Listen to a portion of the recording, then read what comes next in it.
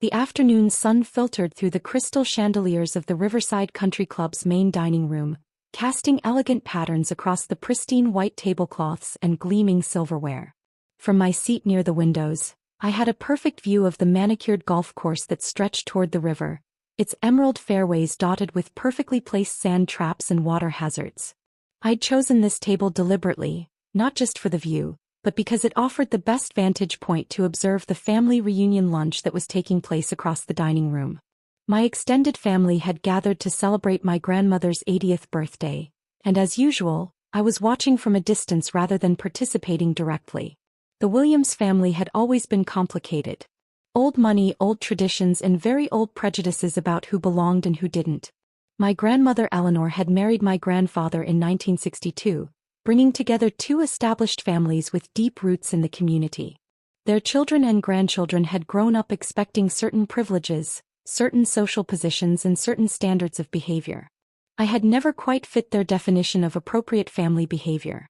"Sophia, darling, you look lovely," my Aunt Patricia called out as I approached their large table, her voice carrying the particular tone she used when she was being polite but not particularly welcoming. Patricia was my father's sister, a woman who had married well and spent the past 30 years perfecting the art of social positioning.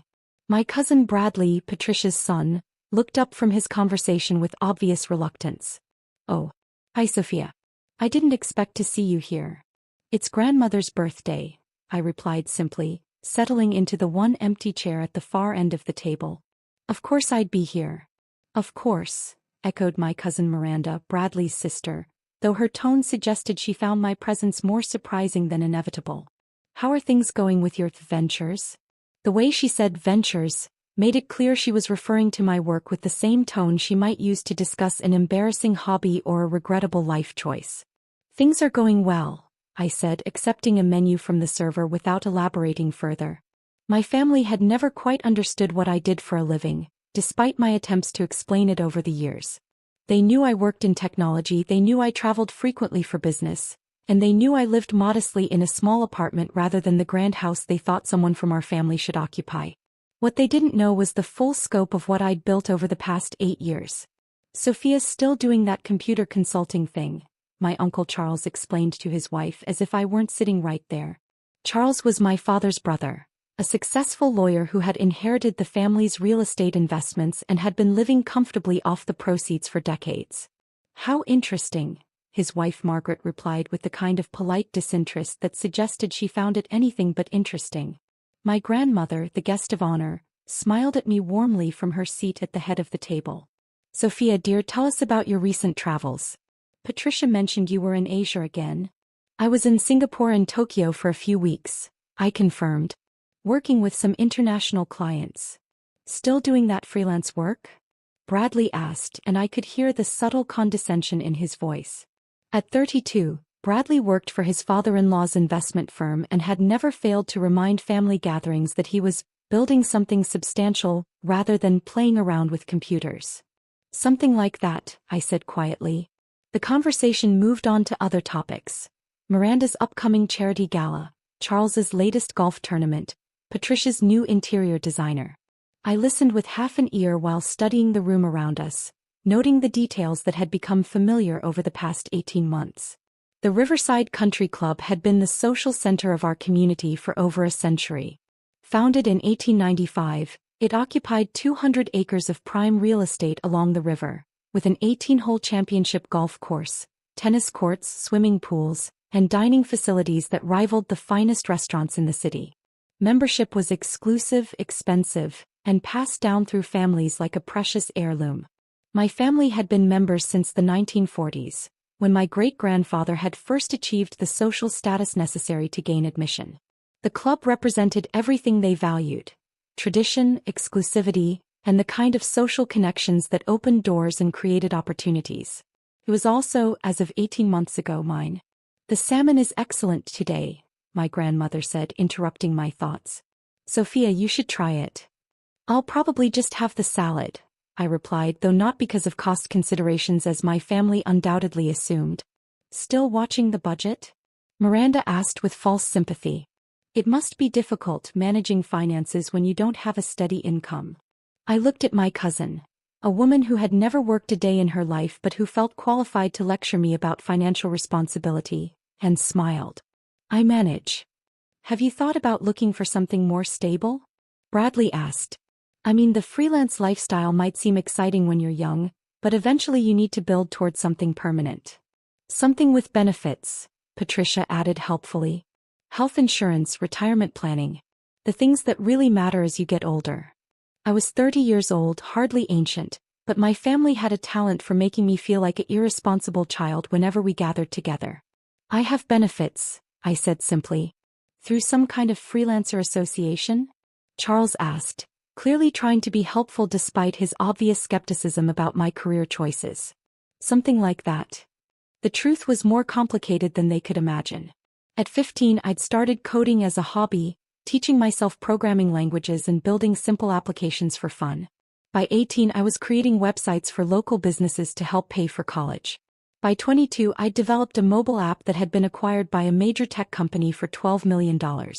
That acquisition had provided the seed money for what became Williams Digital Solutions, a consulting firm that specialized in helping traditional businesses integrate advanced technology systems.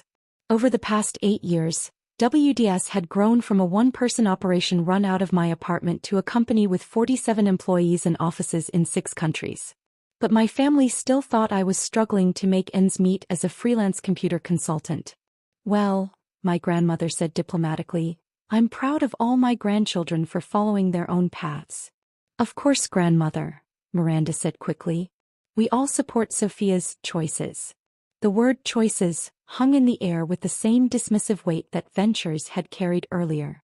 Speaking of choices, Bradley said, leaning back in his chair with obvious satisfaction, I have some exciting news to share with everyone. All attention turned to my cousin, who was clearly relishing his moment in the spotlight. Jennifer and I just put in an offer on the Morrison estate, he announced proudly. If everything goes through, we'll be moving into one of the most prestigious properties in the city. The table erupted in congratulations and excited questions. The Morrison estate was indeed one of the most sought-after properties in our area.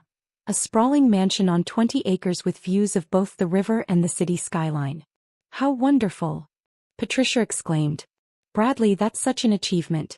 Your father and I are so proud. The asking price was substantial, Bradley continued, but with my position at the firm and Jennifer's family connections, we were able to secure very favorable financing. And of course, Miranda added, it's the kind of property that makes a statement about your place in the community. I listened to the excited chatter about my cousin's real estate acquisition, remembering the phone call I'd received from my investment advisor just 2 weeks earlier.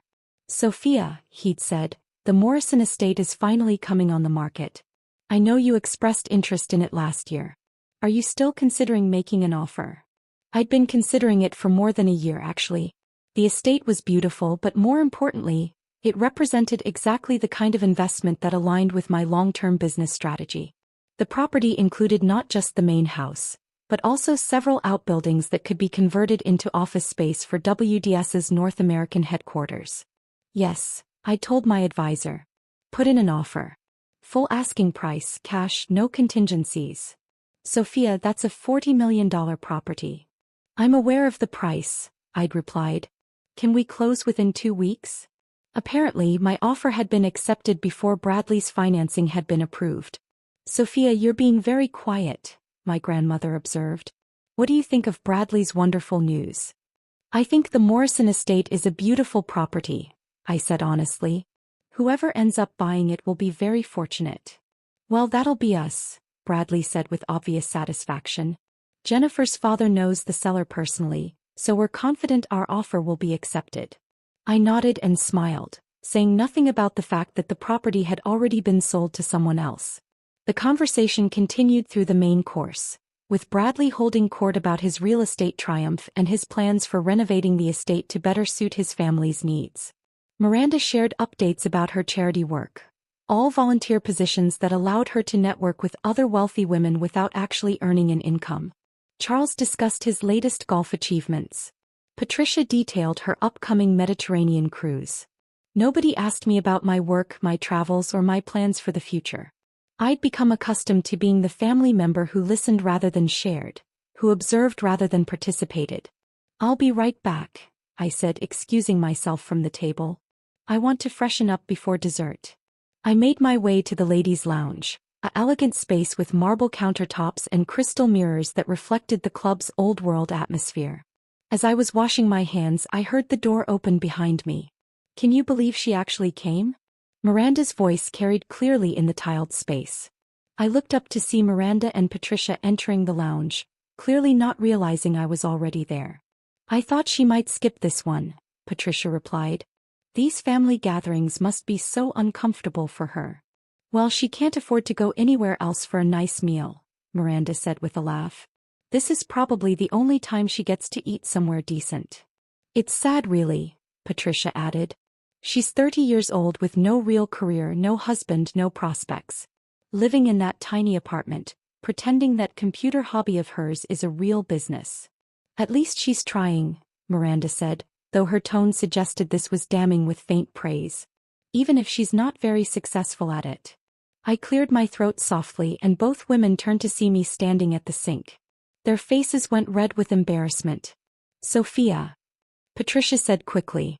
"We were just having a private conversation," I finished calmly.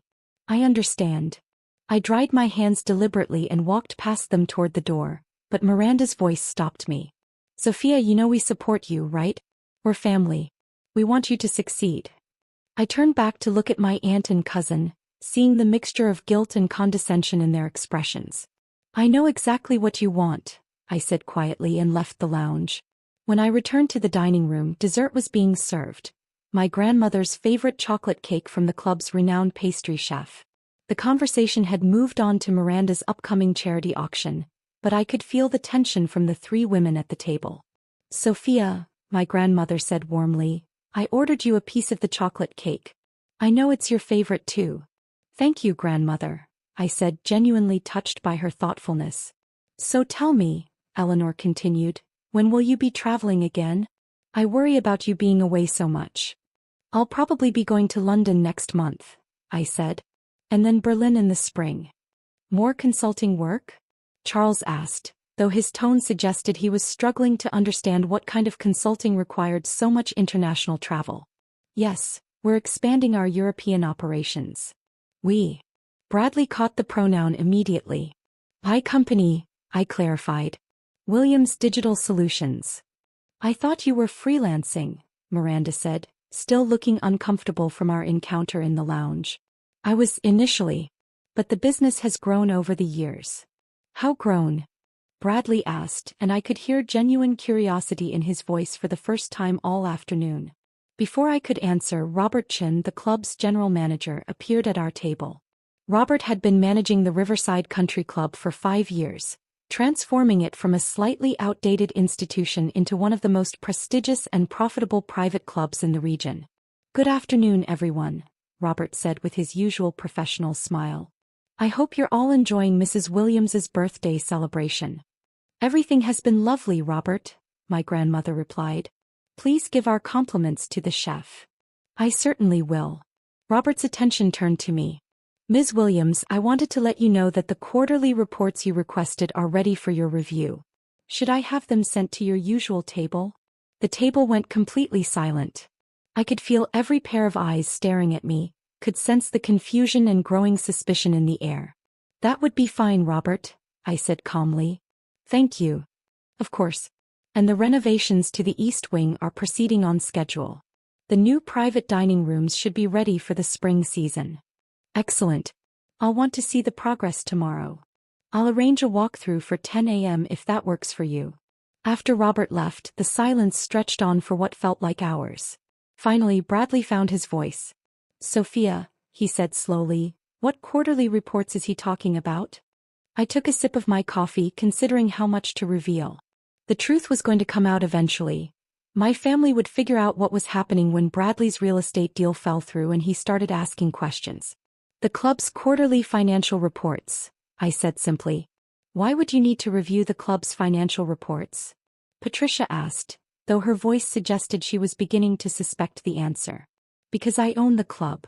The silence that followed was so complete that I could hear conversations from other tables, Could hear the distant sound of golf carts on the course outside. Could hear my own heartbeat in my ears. You what? Miranda whispered. I own the Riverside Country Club, I repeated calmly. I purchased it 18 months ago when the previous ownership group decided to sell. Bradley's mouth was opening and closing like a fish out of water. You bought the country club? The real estate, the facilities, the golf course, and the business operations, I confirmed. It's been one of Williams Digital Solutions' most successful investments. Charles was staring at me like I'd grown a second head. Williams Digital Solutions owns the Riverside Country Club? Among other properties, I said. We've been diversifying into hospitality and real estate as part of our long-term growth strategy. How much did it cost? Patricia asked, her voice barely above a whisper. $68 million, I replied. Though we've invested another $12 million in renovations and improvements since then. My grandmother was the first to recover from the shock. She began laughing, a warm, delighted sound that filled the sudden silence. Sophia dear, she said, her eyes twinkling with amusement, I think you've been keeping secrets from your family. Just a few, I admitted. A few. Bradley repeated. You own an $80 million country club and you call that a few secrets? The club is just one asset, I said. Williams Digital Solutions has a diversified portfolio. How diversified? Charles asked, though he looked like he wasn't sure he wanted to know the answer. I pulled out my phone and opened the summary report my CFO had sent me that morning. Currently, WDS has assets of approximately $2.4 billion, I said, reading from the report. We employ 847 people across 6 countries, and our annual revenue last year was $340 million. The silence returned, deeper and more stunned than before. You're a billionaire, Miranda said finally. On paper, I confirmed. Most of the value is tied up in business assets and real estate investments. Like the Morrison estate? Bradley asked, and I could see the dawning realization in his eyes. Among others, I said. We closed on the Morrison property last week. It'll be converted into our North American headquarters and research facility. Bradley's face went through several interesting color changes before settling on an unhealthy shade of gray. You bought the Morrison estate out from under me? I made a better offer, I said gently. Full asking price, cash, no contingencies. In business that usually wins. But you let me talk about it all through lunch, he said, his voice rising. You let me tell everyone about my real estate triumph, knowing that you'd already bought the property. You didn't ask if I knew anything about it, I pointed out. And I didn't want to spoil grandmother's birthday celebration with family drama. Patricia was shaking her head in disbelief. All this time we thought you were struggling. We thought you needed help. I know what you thought, I said, remembering the conversation I'd overheard in the ladies' lounge. I heard Miranda and you discussing my financial situation earlier. Miranda's face went bright red. Sophia, I'm so sorry. We had no idea. That I was successful? I interrupted. No, you didn't. Biz, you never asked. You made assumptions based on the fact that I drive a modest car and live in a small apartment. Why do you live in a small apartment if you can afford anything you want? Charles asked, genuinely puzzled. Because I don't need a mansion, I said simply. I travel more than half the year for business. When I'm home, I want a comfortable space that's easy to maintain, not a showcase property. And the car? Patricia asked. It's efficient and reliable. I don't need to impress anyone with my transportation choices. My grandmother was still smiling, clearly enjoying the revelation and its impact on the rest of the family.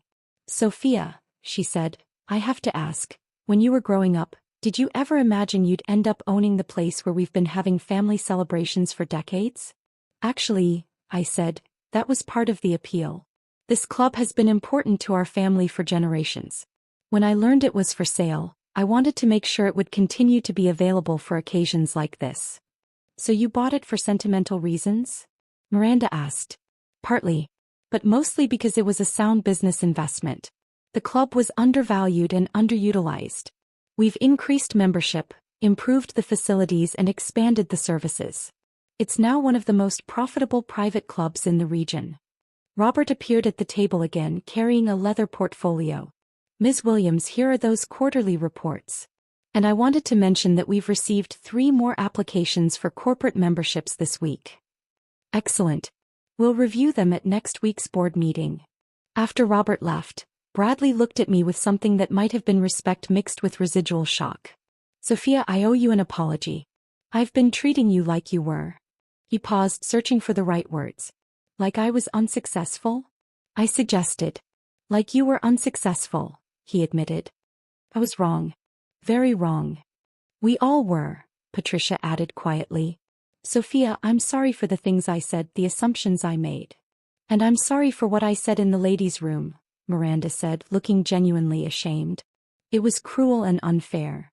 I looked around the table at my family members, seeing the mixture of embarrassment, curiosity, and newfound respect in their expressions.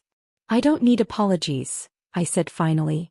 But I would like to suggest that maybe we could try to know each other better going forward. Real conversations about what we're actually doing with our lives, not just assumptions based on appearances. I'd like that, my grandmother said warmly. Sophia, would you tell us about your company? I'd love to understand what you've built. For the next hour, I found myself actually participating in a family conversation for the first time in years. I told them about Williams Digital Solutions, about the clients we worked with, about the challenges and rewards of building a global technology company. They asked thoughtful questions about my work, my travels, and my plans for the future. For the first time since I'd become successful, I felt like my family was genuinely interested in who I was rather than who they thought I should be. As the afternoon wound down and people began gathering their things to leave, Bradley approached me privately. Sophia, I have to ask, are there any other properties I should know about before I make offers on them? I laughed.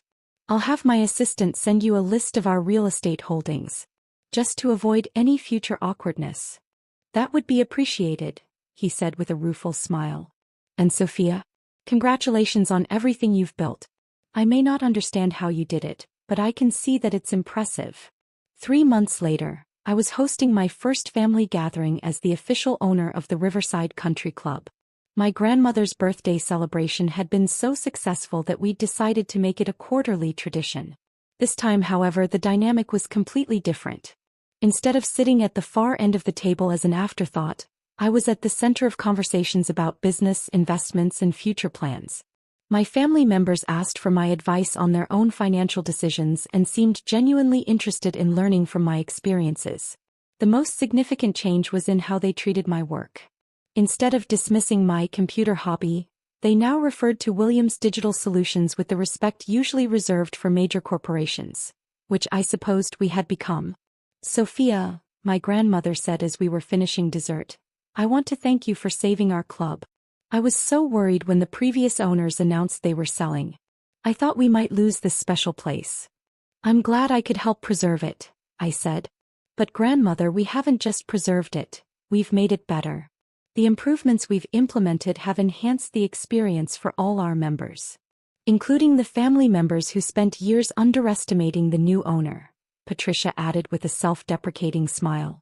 Especially those family members, I agreed with a grin. As I looked around the table at my family, people who now knew me for who I really was rather than who they'd assumed I was, I felt grateful for the journey that had brought us to this point. The years of being underestimated had taught me to value authentic success over external recognition. The experience of building something meaningful while being dismissed had made me stronger and more focused. But most importantly, I'd learned that the best way to change people's perceptions wasn't to announce your achievements. It was to quietly build something so substantial that it spoke for itself. The Riverside Country Club continued to thrive under my ownership, becoming not just a profitable business venture but a symbol of what could be accomplished when you believed in your own vision despite other people's doubts. And every time I sat at my usual table looking out at the golf course that had become one of my most satisfying investments, I remembered the whispered comment that had started it all. She can't afford to be here. Now, of course, nobody could afford to be there without my permission. But more importantly, I'd created a place where my family could gather and celebrate not just birthdays and achievements, but the deeper understanding that success comes in many forms, and that sometimes the quietest person at the table has the most interesting story to tell.